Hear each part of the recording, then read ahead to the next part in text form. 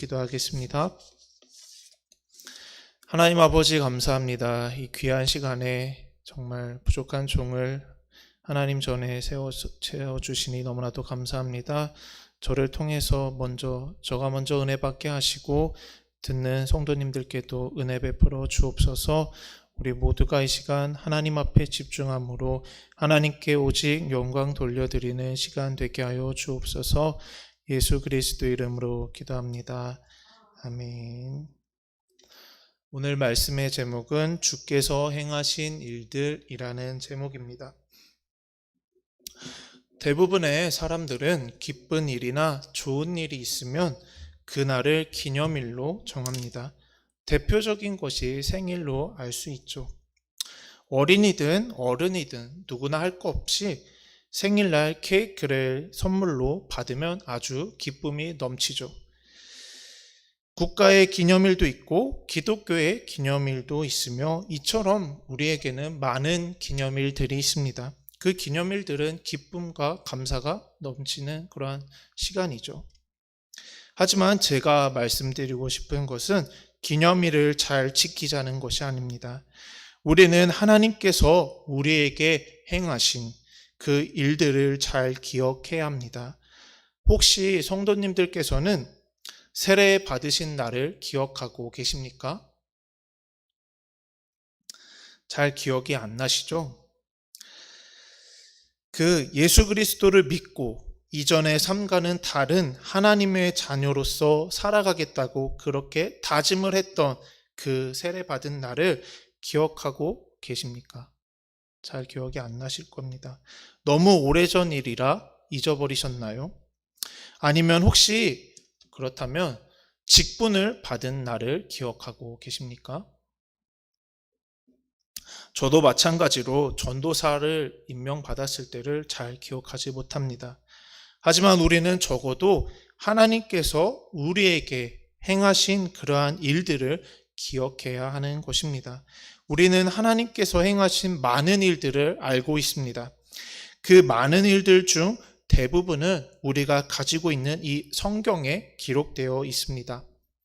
성경을 통해서 또한 설교를 통해서 우리는 하나님께서 행하신 일들을 그렇게 듣고 알고 있습니다. 그리고 우리는 하나님께서 우리에게 행하신 일들을 간증하기도 하죠. 하나님께서 행하신 일들을 우리는 알고 있고 또 체험한 사람들은 감사와 기쁨이 넘치게 되어 있습니다.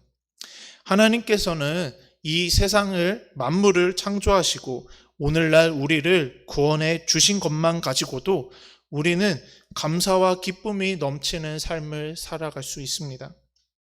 하지만 우리가 하나님께서 행하신 일들을 잊어버릴 때는 감사와 기쁨이 사라지게 됩니다. 오늘 본문은 이러한 우리의 모습을 반영해 주고 있는 것 같습니다.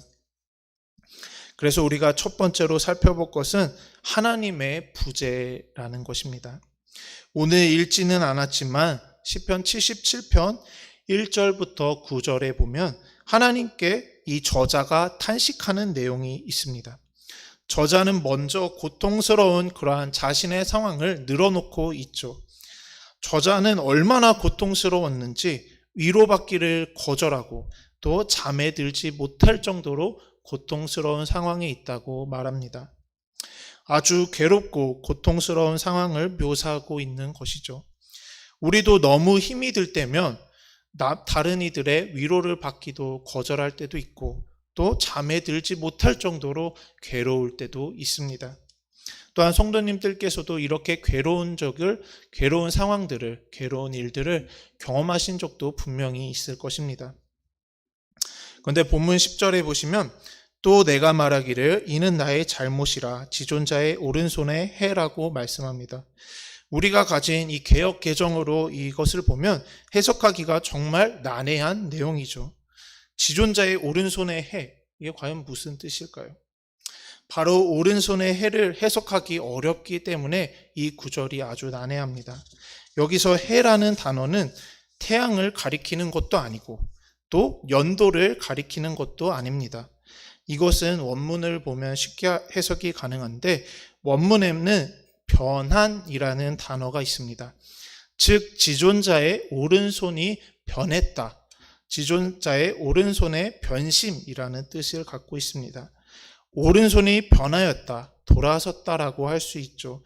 그러므로 10절을 다시 말해보면 또 내가 말하기를 지존자의 오른손이 변한 것이 내 슬픔이다 라고 할 수 있습니다. 성경에서 하나님의 오른손은 대개 보호를 제공하는 의미로 쓰였습니다. 시편 17편 7절에 보시면 주께 피하는 자들을 그 일어나 치는 자들에게서 오른손으로 구원하시는 주여, 주의 기이한 사랑을 나타내소서라고 말씀합니다. 하나님께서는 손으로 하나님의 백성들을 지금까지 보호하여 주셨습니다.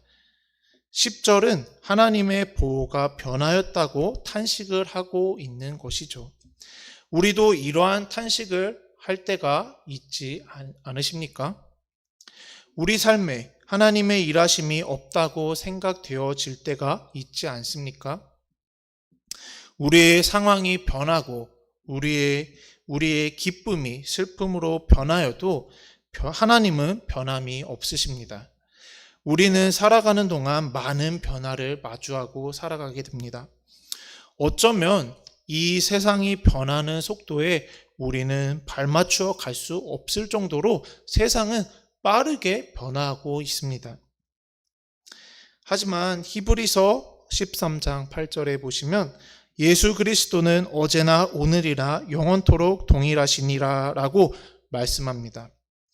본문의 저자는 하나님께서 변하셨다고 탄식을 했지만 탄식에서 멈추지 않았습니다.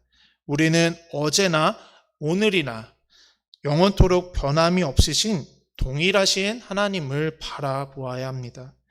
그래서 우리가 두 번째로 살펴볼 것은 하나님께서 행하신 일들이라는 것입니다. 우리는 다시 하나님께서 행하신 일들을 바라봐야 합니다. 우리가 세례받은 날, 우리가 직분을 받은 날, 그게 얼마나 귀하고 중요한 날입니까? 그게 다 우리에게 하나님께서 주신 감사의 날, 기쁨의 날일 줄 저는 생각합니다. 본문 11절에는 다시 한번 보면 곧 여호와의 일들을 기억하며 주께서 옛적에 행하신 기이한 일을 기억하리이다 라고 말씀합니다.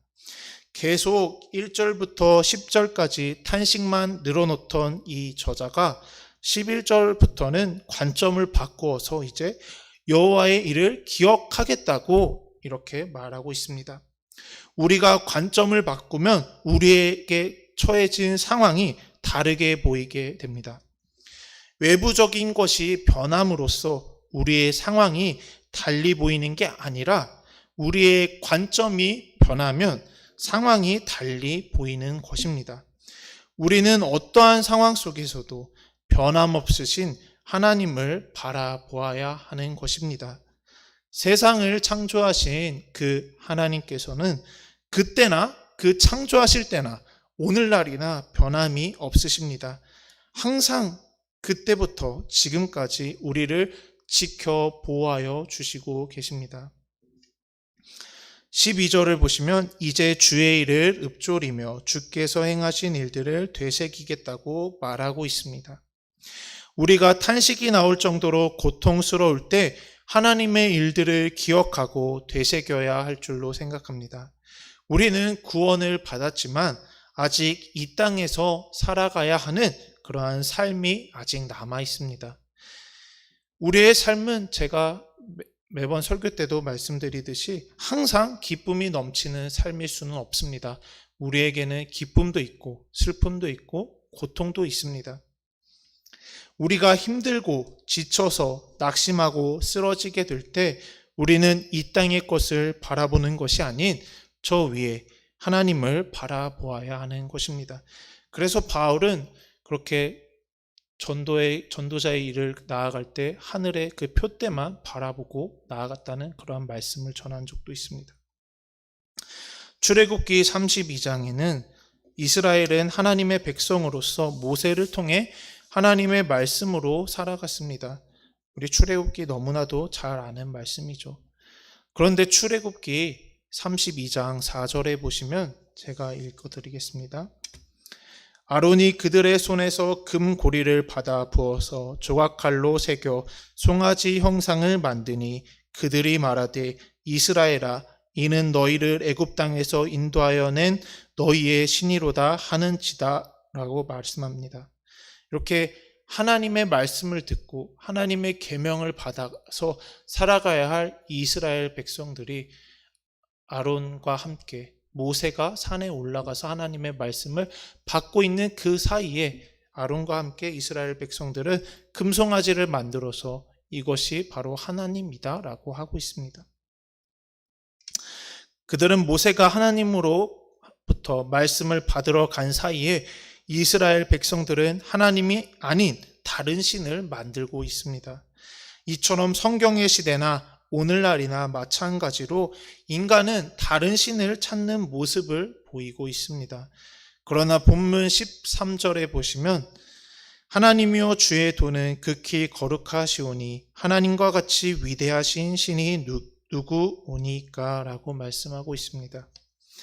이 말씀처럼 지금까지 사람들이 수많은 신들을 만들고 섬겼지만 하나님과 같은 위대하신 신이 없다는 것을 말하고 있습니다.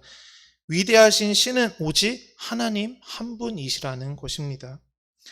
그래서 하나님은 14절에 주의 기이한 일로 민족들 중에 주의 능력을 알리셨고 또 15절에 야곱과 요셉의 자손을 속량해 주셨습니다. 이뿐만이 아니라 하나님께서는 오늘날 우리를 구원해 주셨습니다. 죄로 인해 죽을 수밖에 없는 우리를 위해서 친히 독생자 예수 그리스도를 이 땅에 보내주셔서 우리의 죄를 속량해 주셨습니다. 우리가 죄를 용서받으려면 죄의 값을 지불해야만 합니다. 우리가 세상에서도 죄를 짓게 되면 그 죄의 값을 당연히 지불하게 되죠. 그러나 예수님께서 죽으심으로 우리의 죄값을 대신 지불하여 주셨습니다. 우리는 은혜로 구원을 받았다고 해서 값싼 구원을 얻은 것이 절대 아닙니다. 우리의 구원의 값은 예수님의 죽음의 값입니다. 그러므로 우리는 하나님께서 우리에게 행하신 그 일들, 구원의 역사들을 바라보며 고통과 슬픔의 상황 가운데서도 이겨나가야 하는 것입니다. 그래서 세 번째로 살펴볼 것은 하나님의 나타나심이라는 겁니다. 본문 16절을 한번 다시 읽어보면 하나님이여 물들이 주를 보았나이다. 물들이 주를 보고 두려워하며 기품도 진동하였고 라고 말씀합니다. 하나님께서 친히 나타나신 것을 말씀하고 있습니다. 16절에서 19절까지 보시면 하나님의 창조 사역이 보여집니다. 하나님께서는 그 말씀으로 이 땅을 창조하셨고 이 세상 천지 만물을 창조하셨습니다. 16절에서 19절에 기품이 진동하고 궁창이 소리를 내며 땅이 흔들린다고 말씀합니다. 이것은 모두 다 하나님의 창조 사역을 표현한 것입니다. 하나님의 창조 사역의 위대하심을 전하고 있습니다. 우리는 하나님께서 창조하신 그 자연 앞에 초라해 보입니다. 인류 문명이 아무리 발달하더라도 자연재해를 막을 수 없는 것처럼 우리는 자연 앞에 아주 연약한 존재입니다. 그러나 하나님께서는 우리를 위해서 이 세상을 창조하셨습니다. 또한 하나님께서 창조하신 세상에서 살아갈 수 있도록 우리에게 모든 은혜와 복을 하나님께서 주셨습니다. 또 하나님께서 우리 앞에 친히 나타나시지 않으셔도 우리는 하나님을 충분히 알 수 있습니다. 이 모든 것이 하나님의 섭리이고 하나님의 은혜입니다. 우리에게 성경이 있다는 것이 얼마나 큰 복입니까? 성경을 펴보면 하나님의 일들이, 그 수많은 일들이 기록되어 있죠. 하나님께서 행하신 일들을 우리는 성경을 통해 알 수 있습니다. 충분히 차고 넘치게 알 수 있습니다. 우리는 고통스러울 때, 괴로울 때 성경을 보면 다시 힘을 얻을 수 있습니다. 그래서 본문 20절을 보시면 주의 백성을 양떼같이 모세와 아론의 손으로 인도하셨나이다 라고 말씀합니다. 모세와 아론은 우리와 같이 부족한 인간이었지만 하나님께서는 그 모세와 아론을 통해서 이스라엘 백성들을 그 애굽에서 탈출하게끔 나오게 하셨습니다.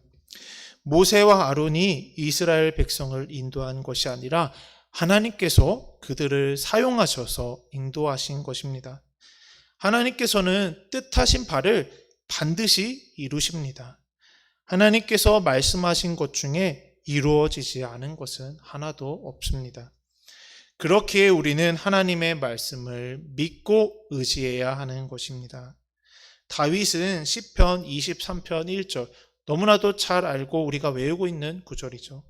여호와는 나의 목자시니 내게 부족함이 없으리로다 라는 고백을 했습니다.